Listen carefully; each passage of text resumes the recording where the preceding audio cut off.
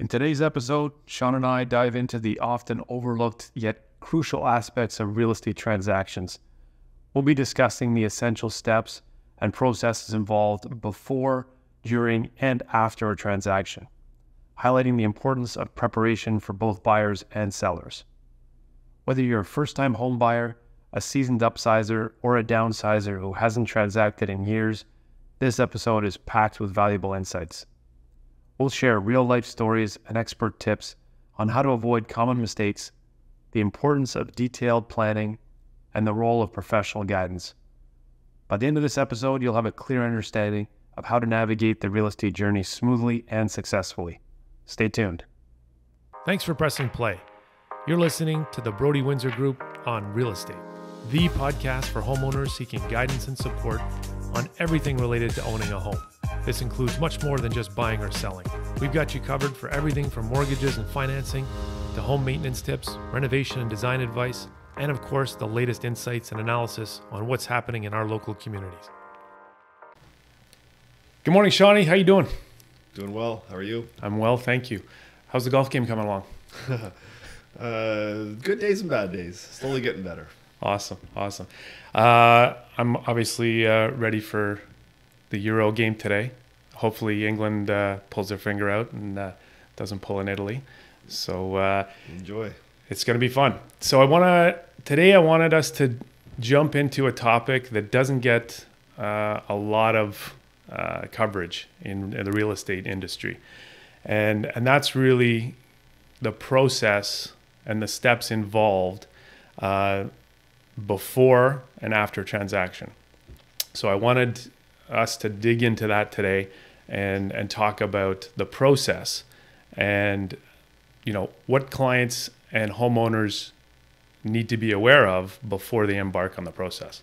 Preparation is the key to a successful and enjoyable experience, particularly for people that are looking to sell a home, and more important for people who've been in their home for a long time. So I'm thinking about downsizers, upsizers. They haven't transacted a real estate deal in a long time. They're not really sure of what it entails. And so those people need a lot of education, and I feel they need a lot of time to prepare. And I think one of the biggest mistakes we see is people who kind of are a little bit more reactive, less preparatory, go out and let's say an upsizer, for example, they come across their dream home one weekend at an open house, they pull the trigger, they make an offer, and then they're like, oh my God, now I got to sell my house and I got to get it done quickly. And that always leads to stress, anxiety, and often a poor result.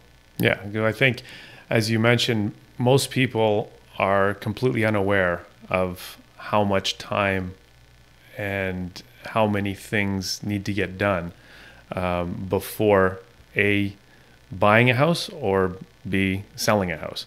And we see it all the time, exactly, people not being well prepared. And what does that result in? A lot of stress and anxiety. Yeah, and you can rush it, just like you can rush anything. You can rush in and throw your house up on the market, and what will that result be? Less money, more stress, and probably an experience you didn't enjoy. Well, and here's the other factor is when hiring a realtor, most realtors are proficient at the transaction of buying and selling.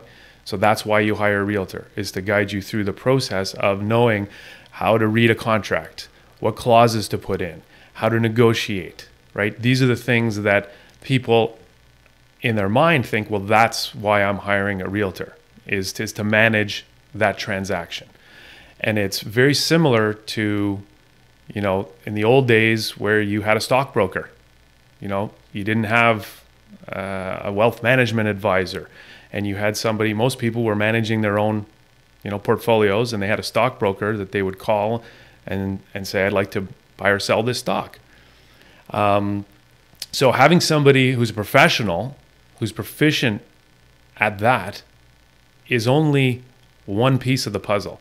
And there's so much more involved in having a successful experience. And I think that's the real key now, is what's differentiating one person's experience from another is how well they are being prepared and how well they're being advised on all the things that happen. Yeah, it's a great point. I think a lot of it comes down to just years of experience, having been through it. I think if you just walk in to a property and throw out a price and okay, we're going to put it on the market and we'll just kind of cross our fingers and hope we make it through a successful building inspection and hope that the buyer gets their mortgage financing. I mean, there's a lot of ifs, ands, and buts, and there's a lot of gamble that we see often. Well, I got a great story. Okay, it's a personal story. So you're going to remember this one. You were brand new in the business. You just joined Mom, and Nat and I were, looking to buy our first home. Yeah. And Libby'd gone away on vacation, and you were covering, and you were eager and ready to go, and Nat and I saw this house, and you remember what happened. Yeah, let's make an offer. You were excited, you were ready to go, and you knew how to manage that process for that transaction. But we weren't prepared at all, were we? No. You guys hadn't even sat down and gone through your personal budget. Like we see all the time with today's buyers, like, oh, I'm pre-approved for a mortgage of $500. Let's go buy a house at $500. It's like, okay, have you figured out all of the other living expenses you have to account for? And is there going to be enough left at the end of the month to cover your mortgage? And then don't forget home insurance and maintenance and gutters and grass and all the other things that come with home ownership. And I think, thankfully, you guys went back and did that, right? You did a personal budget. And we're like, I remember you calling me being like, oh no, I don't think this will work. I won't have enough money to get my hair cut. If it's that tight, it's not the right house for you. Exactly. Back off. So I think, again, this is where we're dealing with is, a lot of brokers, especially young ones, they mean well and they're trying to help their clients, but you just don't know what you don't know. And homeowners are the same way. It's only with experience and having seen and gone through this with so many clients over the years that we've come up with a proven process, a system, right? And we put this thing together and it's called the roadmap. Yeah, it's basically a seller's information guide, something that we want people to read and go through before they choose who they're going to work with. And why did we call it the roadmap? Because there are many milestones and stops along the way. It's like a journey, right? You've got a destination that you're trying to get to, and you need to manage these things one step at a time. And we want to make sure that people are informed before they get into it as to what lies ahead. Yeah, it makes me think of a great story with some wonderful repeat clients that I've worked with, and their experience. We were just sort of getting their home ready to go on the market, and it's not their first rodeo. They're not like the downsizer or upsizer who's been in their home for 15, 20 years. They've been in their home for 5 years. They probably move every 5 years. They do like to move around, take on different projects. So they've worked with me before. They know how the process works. Of course, we're always refining and adding things to the process, but it was wonderful to sit down with the owner this past week, and he came into the office and we were going through the contracts, and we were talking about having the home inspected and tackling any maintenance issues that there might be and all the documents we required. And this guy was amazing. He just shows up with his binder and he's like, building inspection. Oh, I've got the building inspection that we did 5 years ago in 2019. And I've kept that binder on my desk. And since we bought the house, I've gone through every little defect, every little item, whether it's minor, like just a little bit of caulking here or a little pointing on the brick. And I've slowly just been ticking off my list of things that need to be done. And I'm just like, oh my God. I looked at him and I go, you are 0.1% of homeowners. And this is exactly what we are trying to do with the Homeowner Advisory Club is to create more people who think like this, who understand that this is the best way to manage their property. Absolutely. I mean, the whole point of doing the building inspection should be to intimately get to know the home you're going to buy and have all the little issues identified. And it's not just to find problems so you can go back and renegotiate the price with the seller. Like, that seems to be the mindset right now in the market and has been for a few years. I like this approach. It's so smart. He's got his punch list. He's repaired all the little things in his inspection. And he's so confident now. He knows. So we had the conversation, like, should we re-inspect the house? You've only been there 5 years. He's like, wow. By the time we went through his inspection and I saw all the things he checked off, and we had a great walk through the house together and looked at all these things, we both agreed.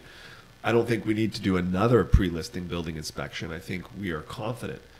But somebody who's been in their house 20 years and hasn't done the proper maintenance, that's where the pre-listing building inspection comes in. And you can do the same thing, but you can't do that in 2 weeks. If you get your home inspected with the intention of selling in 6 months or a year, you can do like Jean did. You can get your list out and have your checklist and go through.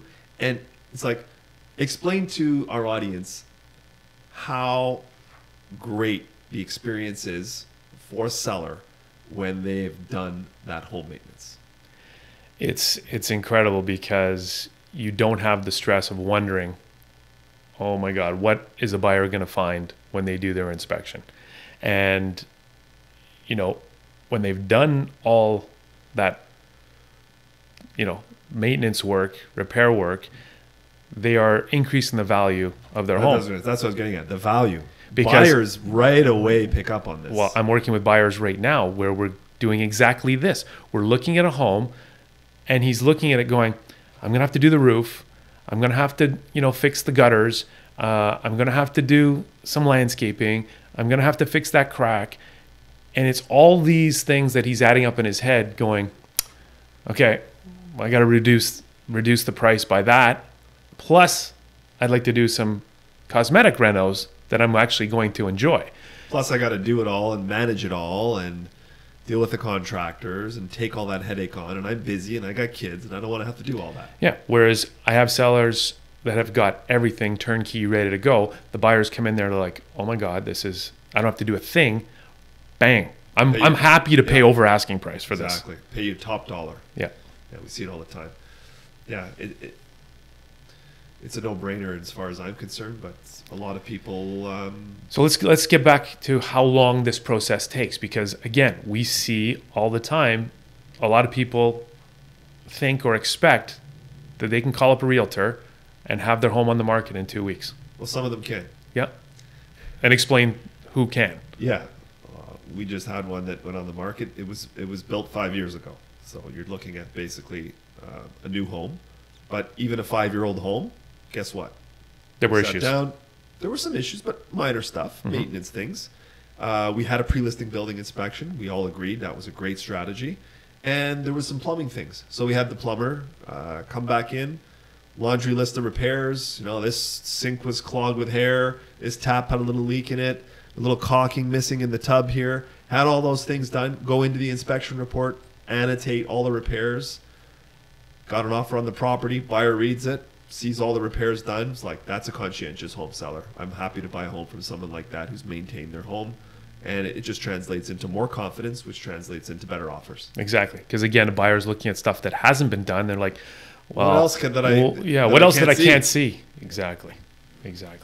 So again, the different type of sellers and the different types of homes, depending on how old it is or how recent the repairs and maintenance have been, that depends on how long it's going to take to properly prepare the house for the market. And some people don't want to go through the headaches of doing all the repairs and maintenance and fixes. They might be elderly. They might not have the money to do it. And that's fine. You know, you can have an inspection done, declare everything, let the buyer take all those things into consideration. But what do we do for those people? We're intentional about looking at the defects in the inspection, and then we'll go out and get estimates from the guys in our service providers directory, our great contractors. We know we can call them. They're there in 24, 48 hours. They can have a look at the issue. They're going to give us an estimate. We can put that in the file, and then that gets declared to the buyer before they make the inspection. So it's not a surprise. They've read the inspection. They got estimates for what the repairs are going to cost, and that's fine. They take that into consideration in their offer. Again, everything's transparent. The transaction goes smoothly. The buyers know what they're getting. They feel more confident, and the sellers understand what all these things cost to repair. And once you have an accepted offer, it's a quicker transaction as well, because you don't have to, potentially have delays for the buyer to go and get their own estimates from contractors, right? They're doing their inspection. That's 14 days usually. Yeah. And then they're going to find something. Then they need, I got to get this guy in, this guy in. Can we have an extension on that so I can get my own estimates? Yeah. Right. So that's, and the estimates are on the higher side, let's be honest, usually when the guy's working for the buyer instead of the seller. So all these little things, all these little strategies, all these little nuances come into play, and it's all part of the negotiation as well, right? If we can position ourselves when we're representing a seller as, oh no, we've done our due diligence, we've done the inspection, we know what the warts are, we've got estimates for things that need to be repaired that we're going to declare, or we've repaired X, Y, and Z, we have a much stronger negotiating position. Yeah. Now let's talk about, again, the process of preparing the house for sale and the choices that a seller has. When it comes to, you just mentioned repairs and maintenance, or just declaring them and getting estimates. What about, cleaning, decluttering, staging? Let's talk about that and how long that takes. Yeah, well, that's another, again, it's all case dependent. Mm-hmm. Some homes it's months, could be a year. We've had some estate sales where an elderly, widow or widower has passed away, and it might be a hoarding situation, and we've got the poor kids who are left with trying to clean the house out. They're not even looking at maintenance at this point. They just want to get all the stuff out of there so people can walk through the house and have it cleaned. And sometimes that's the best approach in a situation like that. Get all the stuff out, have it deep cleaned, maybe throw a coat of paint here and there, and let the buyer take on a great renovation project. So every house is dependent. And then some homes we walk in and these people, everything is perfect. And we walk in and we're like, oh my God, you don't even need a staging consultation. Like, your home is turnkey, ready to go. That one could be listed quickly. Yeah. Yeah. And then when it comes to expectations on, how the home will be marketed and presented, we see a lot of difference there in the market. It's crazy. You look on Centris and some of them are not using professional photography. You're going through the house with your iPhone, snapping a few pictures and throwing that up on Matrix, and that's expected to be marketing for a property, versus professional photos, 3D virtual tour, property video, all the different marketing pieces that we can then leverage. These are the tools that we use because I think the biggest value that a homeowner can get from a professional real estate broker or team is the marketing. You want to bring in pre-qualified buyers through the door. And so by having all this marketing collateral, you cut down on tire kickers who then walk through the house and go, oh no, this doesn't work for me at all. If they've seen everything, if they've been able to watch a video or go through a virtual tour, it's almost a pre-qualification tool for them. And it allows us to then put that all online, social media, where they can then share it to friends and colleagues. So these marketing tools are important. I don't think people realize how powerful these online marketing tools are. And it goes back to how the role of a realtor has changed dramatically in just even the last 5 years, where it used to be, back in the old days, the only way you could see a property was to go and visit. Right? You had your MLS listings and you would just get a picture of the front of the house. Yep. Oh, let's go check out this one. Now, realtors need to be very savvy marketers and storytellers, right? It's now about not just the features of the home, 4 bedrooms, 2 baths. It's now about, what's the community like? What's it like to live there? What emotional connection? The emotional connection that a buyer is looking for, if it's whether it's a first-time home buyer, an upsizer who's outgrown their starter home, is looking to move into a neighborhood that they've always dreamed of, and can this be a reality? It's connecting with those emotions through really powerful stories And that's where really legendary marketing happens. Yeah, visual storytelling through video, talking about all these different things. It's huge, right? Storytelling is the best marketing. We know that. Yeah, exactly. So again, when you're going to think about selling your home, there's much more than just, well, how much is my home worth? And what am I going to list it at? Because price is a very important component of selling your house, but it's not the only one, is it? No, not at all. Like pricing strategy. I think in today's market, choosing your listing price is probably the most important decision you're going to make, aside from choosing who you're going to work with as your realtor. So, does the realtor have a presence in the neighborhood? Do they have a good track record? Check out their online reviews. Like, there are certain things you can do rather than going on a Facebook community group.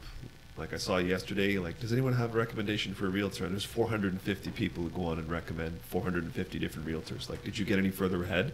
No. Find out who's active in your neighborhood, in the areas that you're looking in if you're a buyer. Talk to friends and colleagues. Personal referrals are the best. And you can look online and see what the reviews are. But then it's price. Like, all the marketing in the world is not going to sell an overpriced home, right?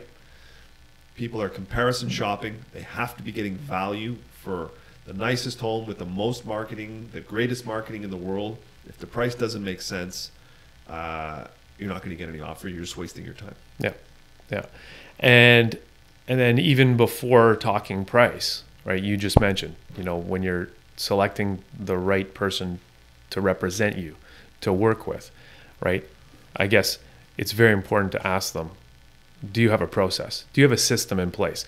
Because I'm sure you were like one of the agents when you first started out. It was you're just reacting and you're flying by the seat of your pants, because what they basically teach you when you get your license as a realtor is how to write offers, how to write clauses, how to negotiate transactions, but they don't teach you all the other pieces that go along with that. Yeah, absolutely. And you learn that through trial and error, and you see what works and what doesn't work, and you see where clients are unsure, where the anxiety happens, and then you put in a process to address that. Yeah, absolutely. You have to. It sets expectations, and it's not an exact science, as we know. Pricing in real estate is not an exact science. We can't guarantee that a home's going to sell for X in X number of days, but we do try and line up everything so that we have the best advantage and the best chance to execute on the plan, on the strategy. So we've talked about how important it is to understand the process and all the steps involved, right? And having a guide who can advise you and walk you through the journey from A to Z. And that happens sometimes long before that sign goes on the lawn. Maybe talk to me again about some of the mistakes that we see people make when it comes to choosing a realtor. Yeah, well, I mean, I don't want to speak negatively about anybody in the industry or any of the way that people do business. Everybody has their own business model. All I can speak for is our personal experience, and we deal with a lot of clients who work with different realtors who've made the comment to us that they felt very prepared because we have a process. And what are some of the mistakes that they've made previously? Well, just hiring the first person that they meet. Maybe they meet somebody at a house that they want to go and see, or they meet somebody at an open house, or they get a referral from somebody that at work or online that maybe isn't a neighborhood specialist. I hear that a lot. So the mistakes of choosing a realtor who maybe is a great realtor in RDP or Laval or the South Shore, but when it comes to knowing the various neighborhoods, and that can be very micro, there could be one street compared to another street that is a pass-through, that has a lot of traffic that you would never know visiting during the weekend. So neighborhood specialists is very important, I think, for buyers and sellers. If they don't know your neighborhood intimately, I think that could be a huge mistake. Choosing their real estate professional based on the price that they are told that their home is worth. That is the biggest one we see all the time. They take the process of doing good due diligence. So I'm going to interview 3 realtors, and then they choose the one that tells them their house value is the highest, right? Choosing a realtor based on the price they tell you is probably the biggest mistake we see. It's like everybody obviously wants the maximum value for their home, and we encounter a lot of sellers who think their home is worth way more than it is. Like, it's just human nature. But you have to try and balance that with a realistic view, and that comes from just gathering the right information on the market. Like, what kind of market are you in? What price range are you in? What neighborhood? Are things selling in your area? How many buyers are there? How many competitive listings are there? There's a lot that goes into determining what the right list price should be. And if someone's just walking into your house, walking through, and what we call trying to buy your listing by just telling you what you want to hear to get the listing, it's not doing you any favors. Home will languish on the market. The longer it sits on the market, homes are not like wine, they're like bread. That's a good one. They don't age well. They get stale.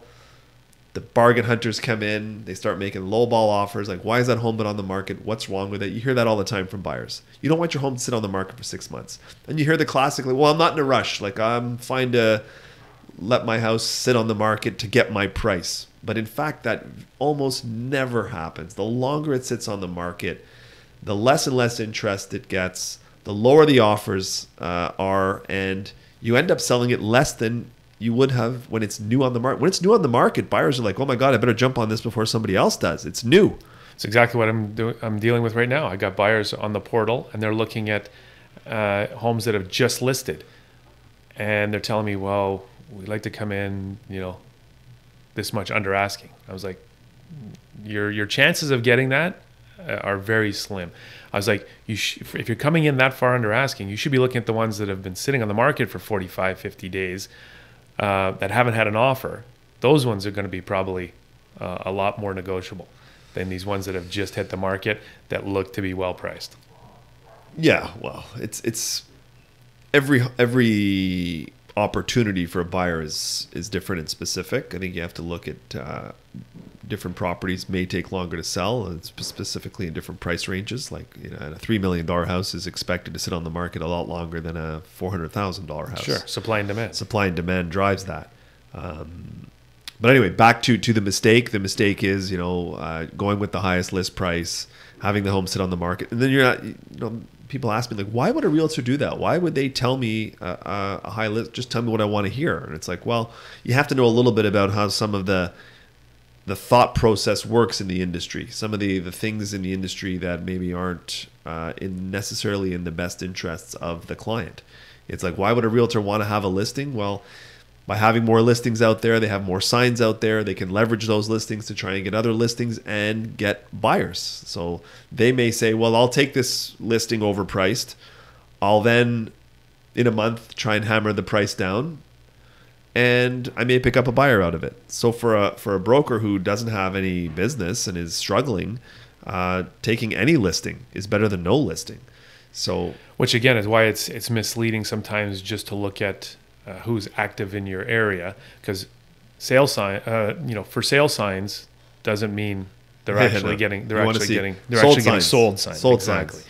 Signs. And so the other metric is how long are those homes on the market for, and you don't know the experience you're going to have with a realtor until you've actually gone through it, right? That's the key part there, is it's what to expect.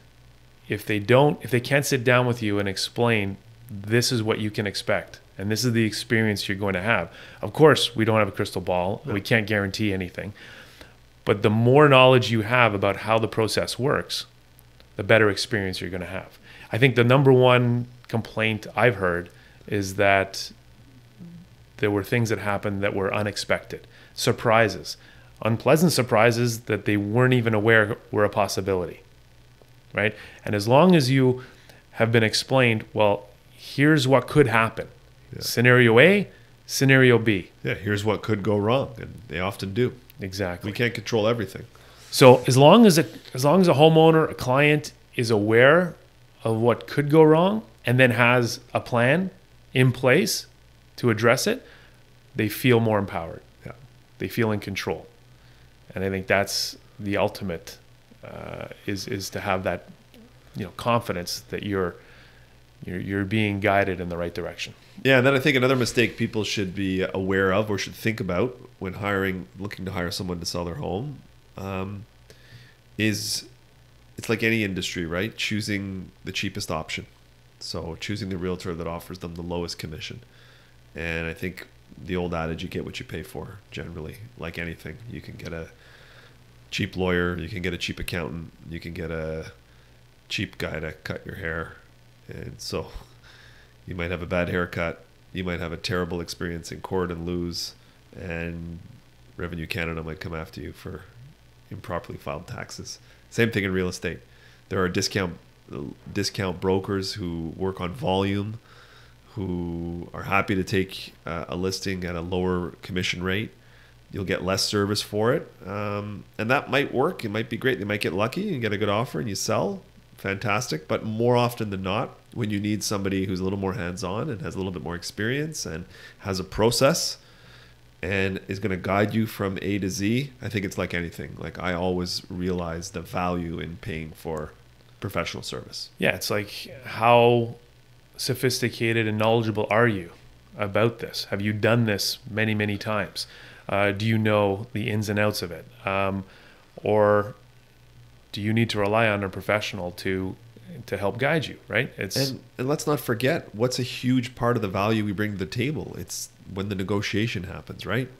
And so if you're unable to explain and defend your value as a professional, and that therefore your fees, what you charge, how are you going to be able to defend that seller's price when it comes down to negotiations? I mean, if you can't negotiate on your own behalf for your own, let's call it salary, basically what you're getting paid, what you're bringing home to feed your family, how good are you going to be when it comes time to negotiate for the seller? So I think that's something that sellers often don't think of, and something maybe to keep in mind. Yeah, absolutely. That's a great point. Okay, before we wrap, is there anything that we haven't touched on in terms of the process, the systems that people should be aware of? We talked about the Homeowner Advisory Club, right? Which is not necessarily people thinking about buying or selling today, but having the knowledge and the confidence that they are doing everything they can to properly manage, maintain, and increase the value of their property. Yeah, be well prepared. I think our service providers director we've put together is a fantastic resource for people. The other thing is, make sure that whoever you're hiring does a thorough property evaluation. Doesn't just walk in and throw out a number. Every time I go and see a potential seller, they'll ask me right then and there, like, what's my house worth? It's like, no, I'm not going to give you that number, because I'm going to go and do a bunch of homework. Yeah. And it's not just what the house looks like on the surface. It's, how old's the furnace? How old's the roof? Is your pool heater about to die? Are there any maintenance or repair issues? All these things play into the price. So we do a very detailed study on recent comparable sales, and we compare all of those little things. We'll pull out the old seller's declarations from all those listings. And therefore you'll get a much more educated view on what the market value of your home versus the comparables is. And I think that's very important, because that, as I said, that pricing point is key when you're going to put your home on the market. And I think another key point is, we've really strived to improve on this point, which is asking very detailed questions, asking a ton of questions, and listening to the homeowner. What's important to them? What are their expectations for how this process is going to unfold and work? And then we're able to then customize and adjust our services to meet those needs. Yeah. They may need more help. They may need less. And look, some people are not a good fit for us.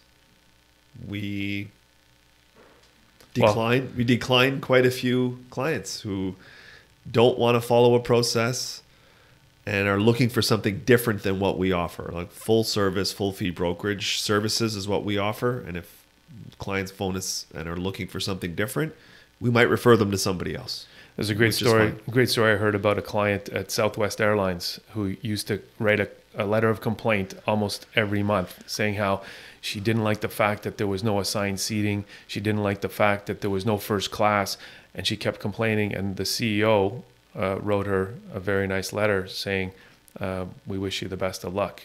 Yeah. Love, Herb.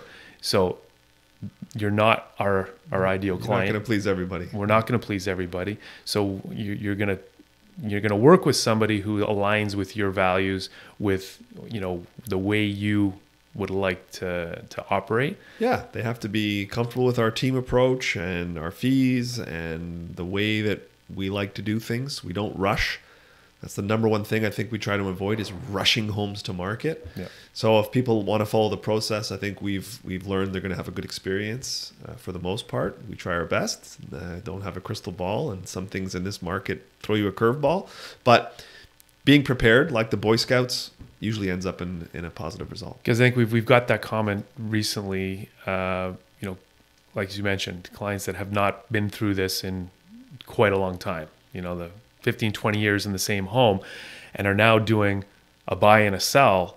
And I got the comment the other day, is like, holy smokes, I had no idea there was this much involved. And I had no idea what you guys actually do. We thought it was just offers and negotiation, but all of the things that go around that and the coordination that goes along with that, with Amanda and the client care specialist, and coordinating these service providers and having that team behind us to be able to pull out like a Swiss Army knife. What do you need? Yeah. Boom, boom, boom. Like, they were just blown away by that. So that's one thing I think we see. That's a big difference. Absolutely. Yeah, and there's some great teams in the West Island that are operating as we do, and it's wonderful to collaborate with them. So big shout out to all you guys out there that are working as advisors rather than just transactional brokers. It's nice to see that, and I know we're friendly with all of those great brokers, and it elevates the industry, and I hope it continues. Absolutely, it does. I think if everybody becomes advisors rather than just transactional. How nice will all the collaborations between us all be? And yeah, it's a good thing. Be fantastic. Yeah. All right. Great chat. Thanks. Take care.